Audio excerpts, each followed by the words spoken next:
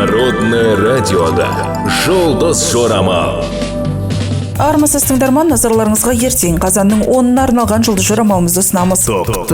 Күн керемет сезімдер аймағында жағымсыз тосын сыйлар әкелуі мүмкін. Жақындарыңызға көбірек көңіл бөліңіз. Осыған байланысты бұрыннан келе жатқан наразылықтар мен талаптар туындауы мүмкін. Ауыр жұмыстан кейін демалуға жақсы уақыт. Ең дұрысы жаңа және ғаламдық нәрсені бастамай, бұрын басталған және жоспарланған нәрсені тез аяқтау керек. Өзара түсіністік пен келіспеушіліктердің болмауына негізделген іскерлік ынтымақтастық үшін жемісті кезең емес. Ешқандай өзгеріс болмауы керек. Адамдармен қақтығыстарға араласпаңыз. Бұл даулы мәселелерді шешудің дұрыс уақыты емес. Отбасыңызбен өзіңізді тас қабырғаның артында тұрғандай сезінесіз. Жан тыныштығы сіздің серігіңіз болады. Кезең болашақ жоспарларды құруға, бос уақытыңызды әртараптандыруға және көбірек демалуға арналуы керек. Егер сіз жалғыз болсаңыз, ойын-сауық шараларына шақыруды жіберіп алмауға тырысыңыз. Осы күнге жоспарлаған істеріңіз сәтті болуы керек. Махаббат қатынастарында ерекше өзгерістер күтілмейді. Ұсақ-түйек нәрселерді реттемеңіз, кейінге қалдырыңыз. Кез келген қиындықты жеңуге болады. Мақсатыңызға жету үшін сіздің негізгі мақсаттарыңыз бен тәртібіңізді тұжырымдауға назар аударыңыз. Жиналған істерді кейінге қалдырмаңыз. Енді оларды жақсы қарқынмен және қуанышпен аяқтауға мүмкіндік бар.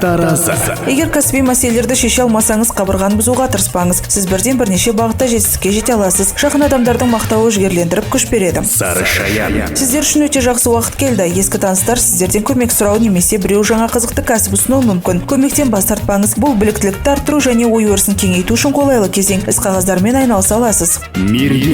Бұл күні кәсіби мәселелерде кәсіпкерлік пен белсенділікті көрсету зиян тигізбейді. Күмәнді ұмытып, мүмкіндігінше шешімді әрекет етіңіз. Ауыр жүктемелерге қарамастан табысқа жетесіз.